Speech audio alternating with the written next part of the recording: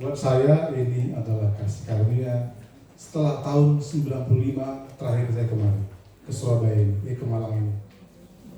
Seperti pulang kampung rasanya. Biasanya kan dulu tinggal di Surabaya, kerja di Papua Jati, Tunjungan Plaza, bikin pasar, bikin apartemen, hotel Sheraton, lalu kemudian kerja di kondominium. Lalu selama di Surabaya 2 tahun, tiap malam minggu pasti ke Malang. Atau kalaupun tidak menginap, malam jam 12 malam berangkat dari Surabaya, makan McDonald's sebentar, main biliar, lalu pulang ke Surabaya. Begitu hampir tiap hari. Tapi kemudian setengah tahun kemudian saya berteman dengan satu kantor saya, namanya Natal Kristanto. Kemudian saya tiap malam minggu nginap di rumahnya di Nusa Kambangan dan Barito, yang dulu dekat penjara wanita Singapura tidak salah. Nah, demikianlah pengalaman saya tentang Kota Malang hari ini. Judul firman hari ini diambil dari ayat Yosua pasal 5 ayat 9. Saya bacakan Yosua 5 ayat 9. Dan berfirmanlah Tuhan kepada Yosua, hari ini telah kuhapuskan celah Mesir itu daripadamu. Itulah sebabnya nama tempat itu disebut Gilgal sampai sekarang. Ayat ini adalah ayat yang diberikan Tuhan kepada Yosua ketika mereka hendak memasuki tanah Kanaan. Itu sebabnya saya mengambil judul firman hari ini. Hari ini telah Tuhan hapuskan celah Mesir itu daripadamu. Itulah yang bacaan yang kita sampaikan, yang saya sampaikan malam hari ini, sore hari ini ya. Nah, kalau kita lihat ketika umat Israel Exodus pada tahun 1446 sebelum Masehi, ayat yang disampaikan Allah kepada Yosua adalah untuk umat Israel yang generasi kedua, bukan generasi pertama, generasi kedua yang keluar dari Mesir. Kenapa generasi kedua? Generasi pertama umat Israel yang melakukan Exodus jumlahnya tidak termasuk laki, tidak termasuk perempuan ya, 603.510 orang, kecuali Yosua dan Galeb. Kenapa kecuali Yosua dan Galeb? Karena semuanya mati di padang gurun. Itu kita baca di Bilangan 1 ayat 45 sampai 46. Nah, kepada generasi kedua yang lahir di padang gurun menyaksikan perbuatan dan penyertaan Allah kepada generasi pertama yang melakukan Exodus. Lalu kemudian ketika mereka hendak menyeberang dari seberang sungai Yordan, semua raja-raja orang Kanaan menantikan dengan pasukannya bersiap-siap menyerang bangsa Israel. Kemudian mendengar bahwa Tuhan mengeringkan air sungai Yordan di depan Israel. Lalu kemudian mereka dapat menyeberangi sungai tersebut. Yosua 5 ayat 1 mengatakan demikian. Dan apa yang terjadi? Orang-orang raja-raja orang Kanaan yang menantikan dengan pasukannya untuk bersiap menyerang bangsa Israel, mereka jadi ketir hatinya. Mereka jadi takut sendiri. Karena mereka melihat, Tuhan mereka hebat sekali. Tuhan mereka luar biasa sekali. Kalau kita lihat sejarah, bahwa sungai Yordan itu hampir sekitar 300 meter dalamnya. Karena itu air dari gunung Hermon. Lalu ketika gunung panas, air es tadi mencair dan deras airnya. Itu terjadi. Kemudian, kalau kita baca Yosua 5 ayat 2, Yosua membuat pisau dari batu dan menyunat orang Israel untuk kedua kalinya. Sunat sebenarnya pertama kali bukanlah sesuatu kebiasaan orang Israel.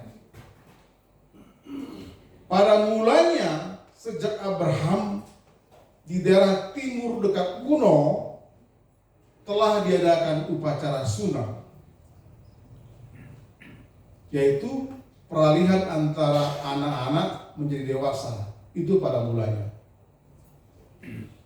Kemudian kalau kita lihat ketika orang Israel menyeberang sungai Yordan,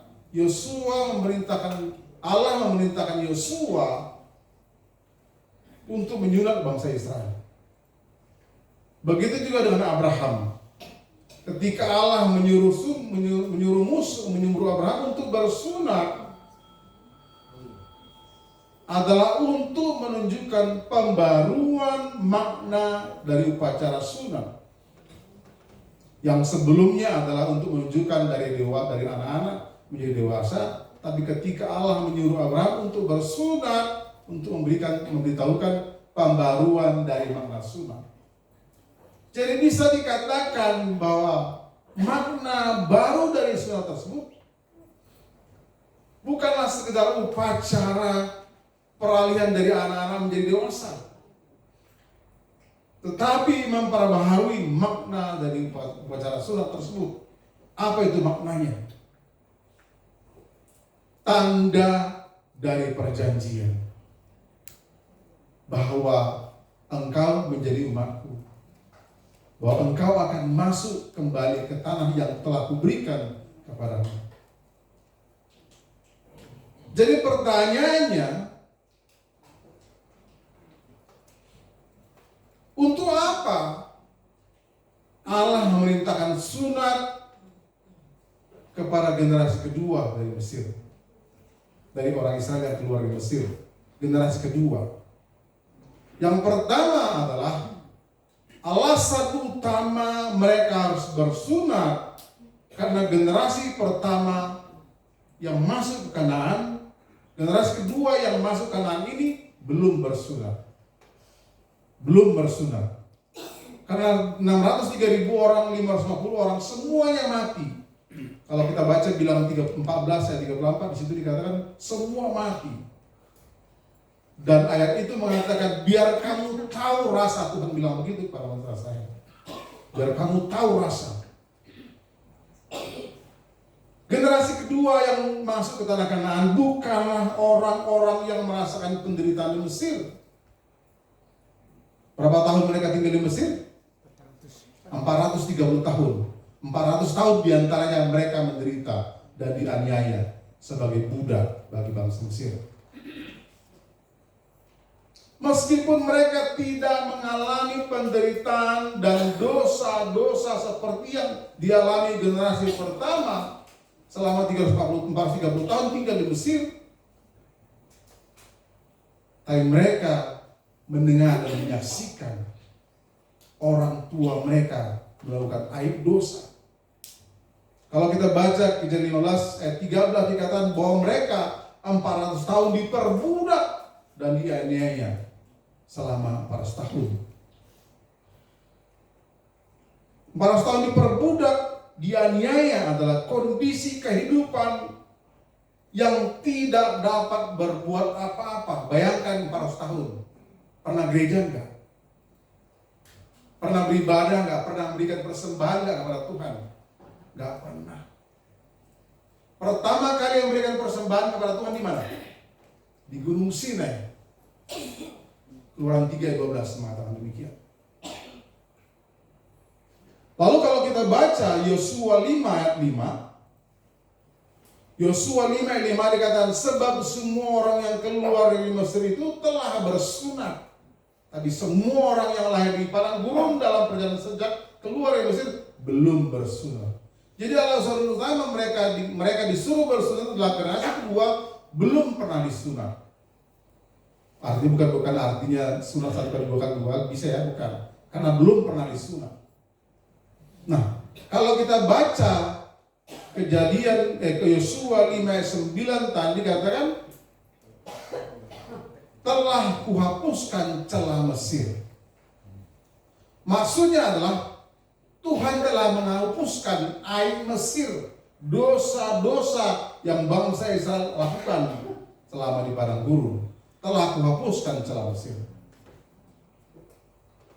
Dan walaupun generasi kedua tidak mengalami langsung aib Mesir tersebut, tetapi mereka melihat mendengar sungut-sungut orang tua mereka kepada Tuhan, melihat dan menyaksikan bahwa orang tua mereka membantah firman Tuhan, bersungut-sungut ketika tidak air misalnya, bersungut-sungut karena mana terus misalnya, apalagi ketika mereka melintasi daratan Edom, mereka harus menghadapi ular tedung, beribu-ribu orang mati karena dipatuk ular. Semua generasi pertama yang melakukan Exodus berjumlah 603.500 orang, semuanya mati kecuali Yosua dan Kaleb. Meskipun mereka belum mengalami kehidupan Mesir, tetapi 40 tahun di padang gurun bersama tinggal dengan orang tua mereka di berjani berkemah, sifat-sifat Mesir mengalir kepada mereka. Dalam kemah mereka, ayah mereka bersungut-sungut membantah firman Tuhan, melakukan kebiasaan-kebiasaan orang Mesir, dan menular kepada anak mereka. Dan itu menular melalui kehidupan pengalaman selama 40 tahun di Mesir padang gurun. Mereka menyaksikan orang tua mereka membantah firman Tuhan. Kapan kira-kira tahu? Kalau kita baca Ulangan pasal 1 ayat 21, ketika Tuhan bilang, masuk pergilah ke tanah Kanaan. Mereka bilang, izinkan kami mengintai tanah Kanaan lebih dahulu, supaya kami tahu seperti apa orang di sana. Akhirnya apa? Karena gila mereka membantah firman Tuhan, akhirnya Tuhan mengizinkan Musa untuk mereka mengirim pengintai-pengintai ke tanah Kanaan. Harinya, karena mereka mengintai 40 hari, akibatnya mereka harus berjalan pada gurun 40 tahun lamanya. Itu akibat dari semua tidak membantah firman Tuhan. Sifat-sifat Mesir menjadi kebiasaan kehidupan mereka.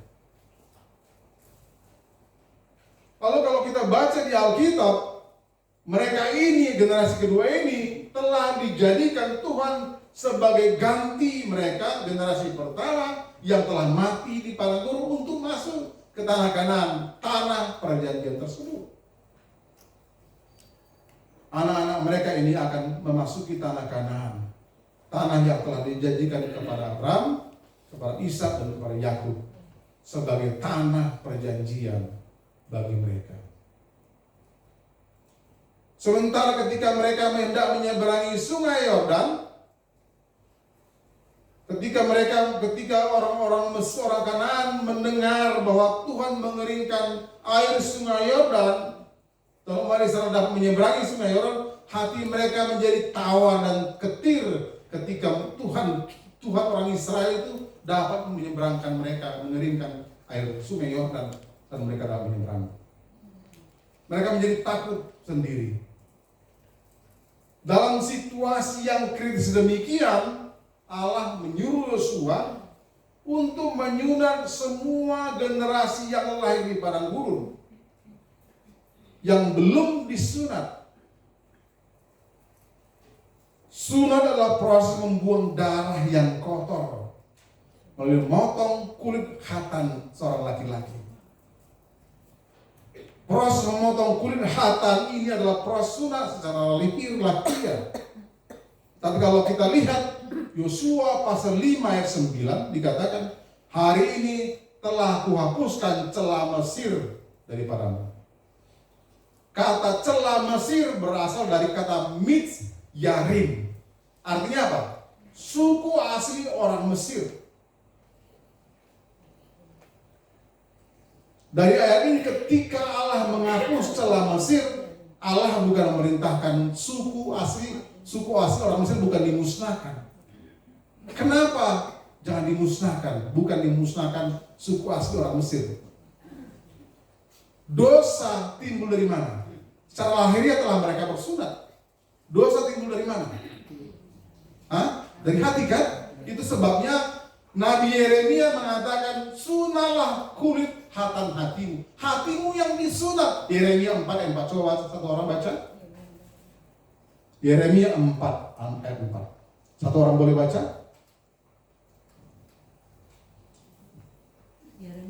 4 ayat 4-nya.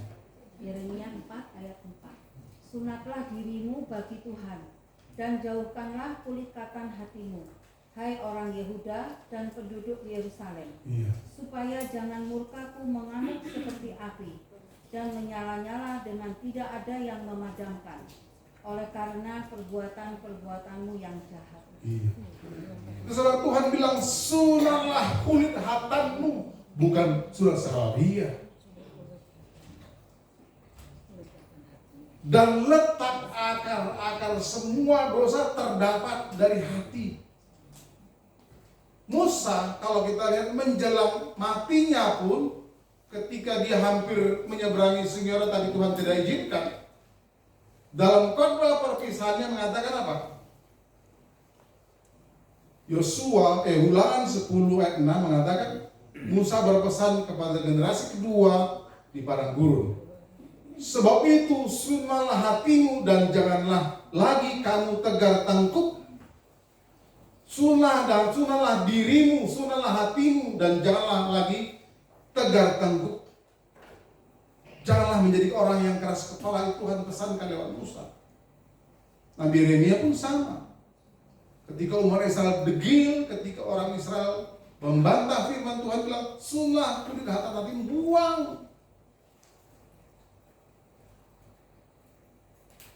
Tapi umat Israel tidak memahami makna dari sunat tersebut. Kalau kita lihat perjanjian baru, sama dengan baptis kan?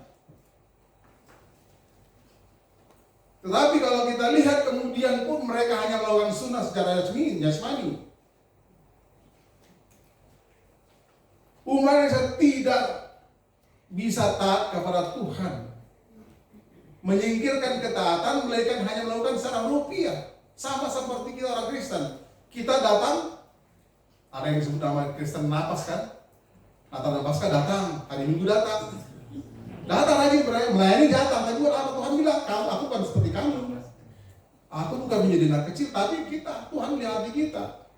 Kita lihat tadi Tuhan yang melayani luar biasa. Tadi Tuhan ada tahu, Tuhan melihat juga waktu orang itu hebat-hebat, hatinya besar-besar. Apalagi untuk melayani kita yang tua-tua ini, luar biasa. 40 tahun hidup bersama dengan orang tua mereka di padang gurun. Mereka mendengar sungut-sungut. Mereka mendengar, menyaksikan bantahan mereka kepada Tuhan. Terus sebabnya Tuhan bilang, sungguh potonglah kulit hatimu. Kalau kita lihat apa yang ada dalam hati kita, dari mana muncul? Apa yang tertanam dalam hati kita mana muncul? Dari hati kan? Itu sebabnya Tuhan bilang apa? Sunatlah. Kalau kita lihat, sunatlah telingamu. Ketika kita mendengar, lalu kemudian tersimpan dalam hati kita. Yeremia 6 ayat 10, sekali lagi baca.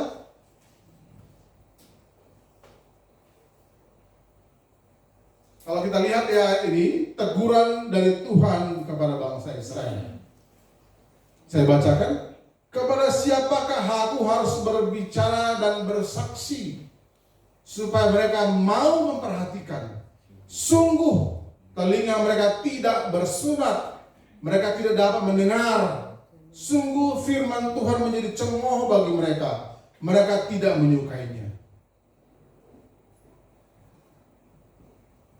Di perjanjian lama juga muncul teguran yang di perjanjian baru muncul juga teguran yang disampaikan oleh Diaken Stefanus kepada orang Israel. Di Kisah 7 ayat 21 dikatakan, hai orang-orang yang keras kepala yang tidak bersunat hati dan telinga. Telinga kita pakai untuk apa? Untuk dengar gosip, untuk dengar sungut-sungut orang. Jangan saling tuding, gak boleh asli tujuh. Suami menuduh istri, biasa bercanda. Kita seringkali melakukan telinga kita untuk hal-hal yang tidak baik. Telinga kita hanya harus mendengar firman Tuhan.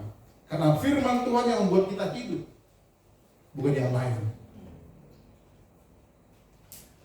Hai orang-orang yang keras kepala dan tidak bersenang hati dan telinga. Kamu selalu menentang Roh Kudus sama seperti nenek moyangmu, demikian juga kami. Telinga menjadi organ pertama yang mendengarkan firman Allah. Harusnya kuncinya hanya itu saja. Akan tetapi di padang gurun, di tenda mereka mendengar orang tua mereka bersungut-sungut kepada Tuhan. Anak-anak mereka yang hidup bersama dengan orang tua mereka di tenda, mereka dengar sungut-sungut mereka, sungut-sungut orang tuanya. Apakah kita menyampaikan sungut-sungut kita dengar anak-anak kita? Bagaimana kalau mereka dengar? Bukankah dosa terus mengalir terus sampai ke bawah? Hari ini pun kita haruslah menyunat telinga kita agar kita tidak mendengarkan fungsi telinga kita yang seharusnya. Itu sebabnya ada ayat kita, biarlah telinga dalam mendengarkan firman Tuhan. Tapi kita bukan mendengarkan firman Tuhan. Firman Tuhan disampaikan, tapi kita tidak mengerti apa maksudnya.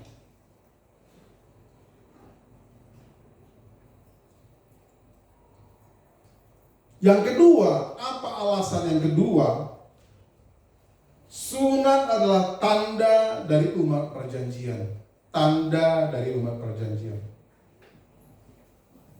Setibanya di tepi sungai Yordan ketika hendak menyeberangi sungai dan tiba di tanah Gilgal, Allah perintahkan mereka untuk sunat, ya kan? Di Yosua 5 ayat 1 sampai 4 dikatakan demikian. Allah perintahkan untuk sunat. Tanah Kanaan adalah tanah yang telah dijanjikan kepada umat Israel. Tanah Kanaan telah dijanjikan untuk kita yang melambangkan kerajaan surga. Tanah yang penuh malu, susu dan madu. Dan setelah mereka disunat, mereka tinggal di Gilgal. Dan kemudian mereka merayakan Paskah, makan roti tidak beragi. Semua aib dosa bangsa Israel telah dihapuskan Tuhan. Meskipun perjanjian dibuat di Sikem, ketika Allah memberikan perjanjian tanah Kanaan itu akan diberikan kepada generasi-generasi anak-anaknya, diberikan ke Sikem, di Sikem. Tapi kalau kita lihat di Sikem tersebut adalah melambangkan tanah Kanaan yang akan diberikan kepada bangsa Israel. Nehemia 9 ayat 8. Nehemia 9 ayat 8. Engkau dapati bahwa hatinya setia terhadapmu dan engkau mengingat perjanjian dengan dia untuk memberikan tanah orang Kanaan, tanah orang Het, tanah orang Amori, tanah orang Feris, tanah orang Yebus, tanah orang Girgasi kepada keturunannya. Dan engkau telah menepati janjimu karena engkau benar. Gilgal dipingkal dengan sungai Yordan, kemudian beberapa kilometer mereka berkemah di Gilgal. Lalu kemudian ini artinya bukan artinya mereka telah menguasai tanah Kanaan, karena di Gilgal itu kemudian dibatasi oleh tembok Yeriko yang menjadi basis semua raja-raja Kanaan.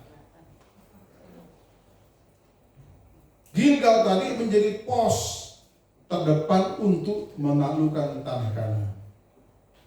Kalau kita lihat Yosua 14 ayat 6, Bani Yehuda, keturunan dari suku Yehuda menghadap Yosua di Gilgal. Pada waktu itu ia berkata kepada Galeb bin Yefune, orang Kenas itu kepadanya, engkau tahu firman yang diucapkan Tuhan kepada Musa, abdi Allah itu, tentang aku dan tentang engkau di Kades Barnea. Kemudian di ayat 7 dikatakan, aku berumur 40 tahun ketika aku disuruh Musa, hamba Tuhan itu, di Kades Barnea untuk mengintai negeri ini. Bahwa mereka akan mengintai negeri tersebut, akan menguasainya. Dan Kaleb mengingatkan si Yosua bahwa mereka telah disuruh Musa waktu itu untuk mengintai. Karena proses pengintai itu bukan satu kali ya. Satu kali karena bantai, yang kedua kali adalah karena disuruh Tuhan untuk mengintai. Karena tembok Yeriko kan ada batasnya. ketika Allah menyuruh untuk disunat, ketika Allah memberikan perintah untuk disunat kepada Abraham, pertama kali adalah sebagai tanda kebenaran, sebagai materai kebenaran. Di Roma disebutkan demikian. Roma 4 ayat 11. Dan tanda sunat itu diterimanya sebagai materai kebenaran berdasarkan iman yang ditujukannya sebelum ia bersunat. Demikianlah ia dapat menjadi bapa semua orang percaya dan tidak bersunat, supaya kebenaran diperhitungkan kepada mereka. Umat Israel yang melaksanakan sunat dan taat, meskipun mereka ketika disunat dalam kondisi kritis, siap diserang kapan saja ketika mereka bersunat di Gilgal, tetapi dengan keyakinan bahwa Tuhan akan melindungi mereka, sehingga mereka taat ketika disunat. Lalu kemudian mereka pun merayakan Paskah, makan roti tidak beragi. Kapan mulai Paskah dilakukan? Ketika mereka hendak eksodus. Paskah dulu, baru kemudian bisa menyeberang keluar dari Mesir. Yosua 5 ayat 10. Sementara berkemah di Gilgal, orang Israel merayakan Paskah pada hari itu yang hari ke-14 bulan itu, pada waktu petang di dataran Yeriko. Kalau kita lihat peristiwa sunat di Abraham, ketika itu Abraham sudah hampir 100 tahun ya sebelum Isa dilahirkan. Itu kalau kita baca Kejadian 15 ayat 5. Allah mengatakan bahwa engkau akan memiliki keturunan seperti bintang di langit dan laut, pasir di laut. Saat itu ketika Allah menyampaikan itu, Allah memperhitungkan semua itu yang disampaikan tadi. Kalau Abraham taat, Tuhan melihat itu sebagai kebenaran bagi Abraham. Tapi kemudian setelah menyampaikan itu, Kejadian 15, setelah menyampaikan itu, Allah menyuruh Abraham untuk disunat. Kenapa disuruh sunat? Sebagai tanda bahwa dia adalah umat perjanjian, bahwa dia adalah orang yang beriman. Dengan iman ia telah dibenarkan dari kondisi sebelum bersunat dan dianggap sebagai orang yang bersunat. Allah mengakui dan mengatakan bahwa dari kondisi bersunat Abraham telah memiliki iman dan dibenarkan. Apalagi setelah dia disunat dan taat melakukan sunat tersebut. Di zaman perjanjian baru, karena orang-orang Israel sangat susah memahami apa yang dikatakan Kristus, meskipun orang-orang di zaman itu semua orang telah bersunat. Itu sebabnya Rasul Paulus mengatakan di Galatia 5 ayat 6, hal bersunat atau tidak bersunat tidak mempunyai suatu arti, hanya iman yang bekerja oleh kasih. Karena mereka, meskipun mereka disunat, tapi misalnya hatinya nggak disunat juga, kupingnya nggak disunat juga, mulutnya nggak disunat juga, semua bersunat-sunat. Tapi Rasul Paulus mengatakan hal tidak bersunat atau bersunat tidak punya suatu arti, hanya iman yang bekerja oleh kasih. Di dalam kasih, di dalam Yesus Kristus, bukanlah hal bersunat atau tidak bersunat yang penting. Tapi di luar dari kasih, di luar dari Yesus, tidak ada yang diakui Allah. Kesimpulannya adalah, tadi sudah dikatakan bahwa sunat adalah tanda dari umat perjanjian, ya kan? Sunat adalah tanda dari umat perjanjian. Dan sunat ini adalah sebagai tanda bahwa Allah mengakui Abraham dan telah dibenarkan oleh karena iman. Hari ini pun kita haruslah memiliki tanda dari umat perjanjian yang akan memiliki janji yang akan menaati dan taat kepada perjanjian, yaitu tanah Kanaan rohani. Apa itu? Surga. Tanah Kanaan rohani, surga buat kita. Dan kalau kita beriman seperti Abraham, maka kita akan memiliki dan mewarisinya. Barulah kita bisa menerima keselamatan lewat mendengarkan firman Tuhan. Kalau kita baca 1 Korintus 10 ayat 11, Rasul Paulus mengatakan demikian. Semua ini, kalau kita baca 1 Korintus pasal 10, itu adalah bicara tentang ketika umat Israel di padang gurun. Kalau kita baca di 1 Korintus 10 ayat 1 dan 2 itu tentang baptis, orang Israel telah dibaptis dalam awan dan dalam laut. Dan semua ayat-ayat tersebut menceritakan tentang pembangkangan mereka kepada Tuhan. Lalu di ayat 11 Tuhan bilang apa? Semuanya ini telah menimpa mereka sebagai contoh dan dituliskan untuk menjadi peringatan bagi kita yang hidup pada waktu di mana zaman akhir telah tiba. Itu semua tentang kita di zaman akhir, yang hidup di zaman akhir ini. Semua yang terjadi zaman dahulu kala, Rasul Paulus mengatakan bahwa ini pelajaran bagi kita yang hidup di akhir zaman ini. Di hari-hari akhir, Allah memberikan tanda umat perjanjian yang akan menerima keselamatan, yaitu tanda di sini. Kenapa di sini? Kenapa di dahi? Bukan artinya ini bukan tanda huruf 66 ya, bukan. Dahi adalah sumber ideologi kita, di pikiran kita. Harus ada di pikiran kita firman tersebut, sehingga kita pun kan dikatakan di Alkitab bahwa tidak ada kita kan. Bagaimana kalau Alkitab nggak ada? Semua orang mengenal kita. Bagaimana kalau Alkitab tidak ada?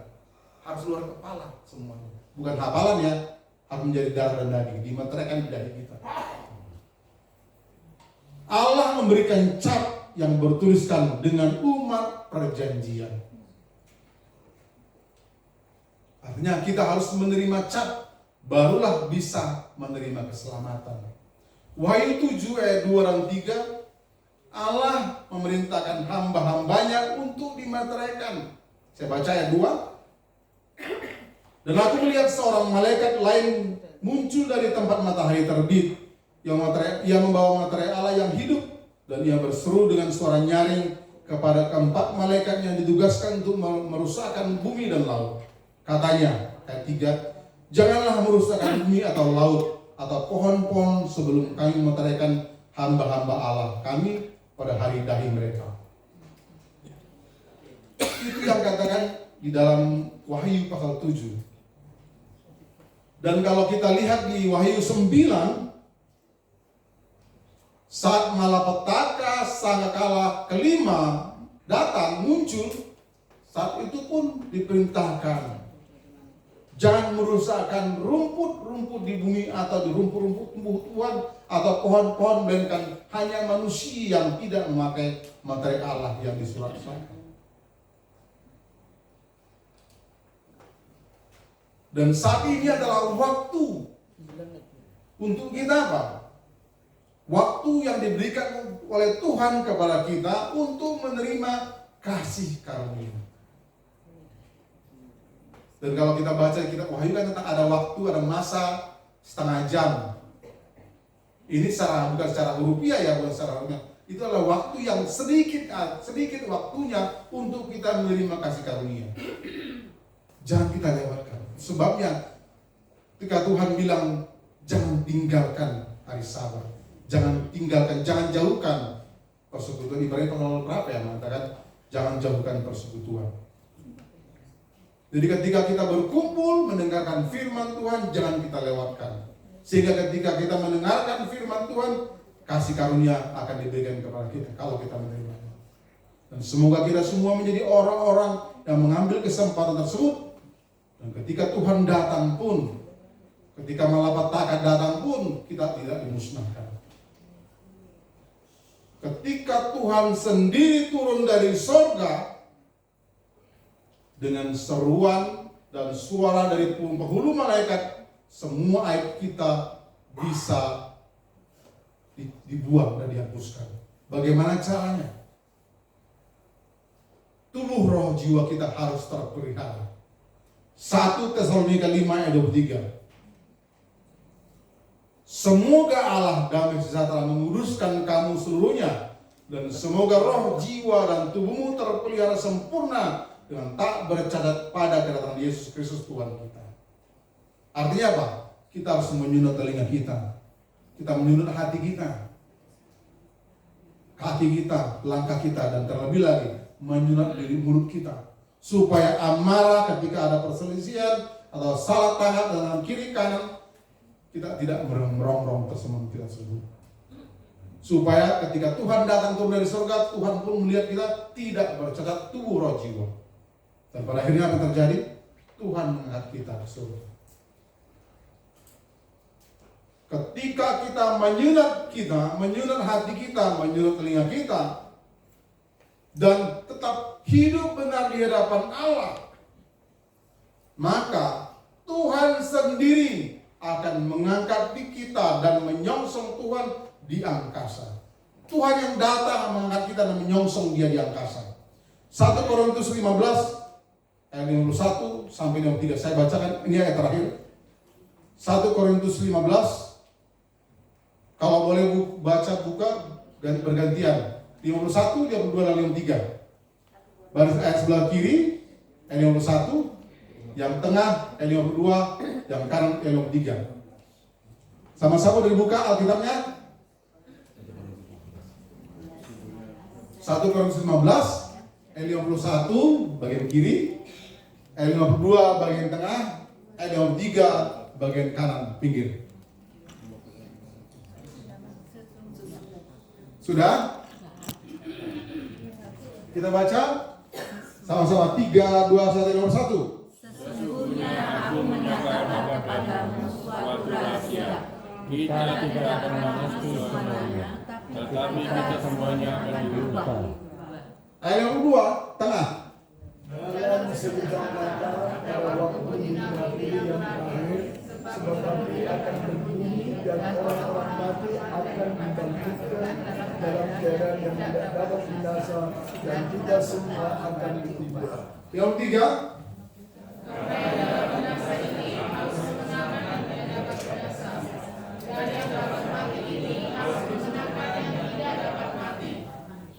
Amin. Mari kita berdoa.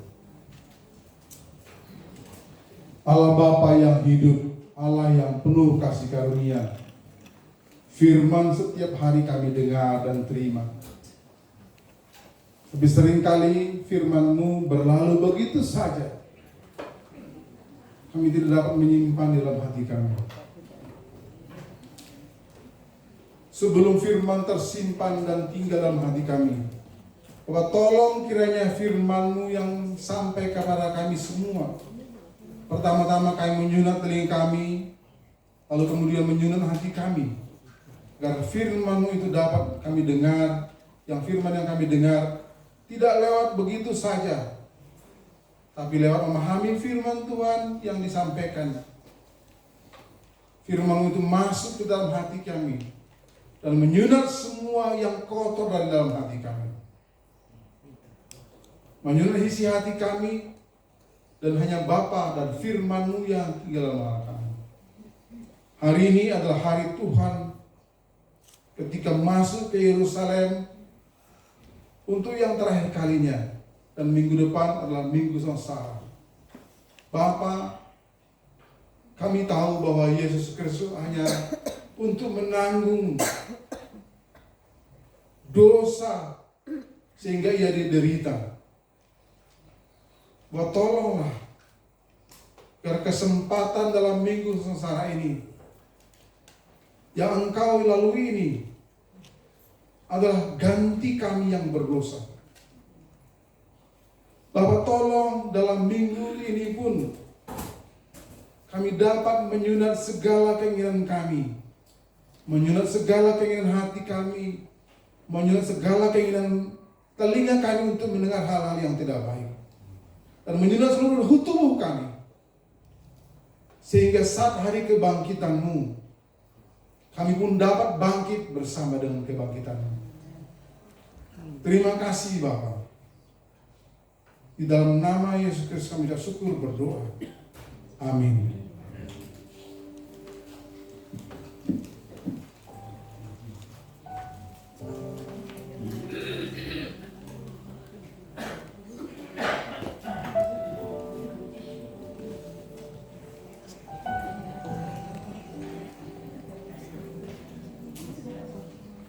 Gimana? Masih semangat apa sudah ngantuk? Masih semangat. Terima kasih.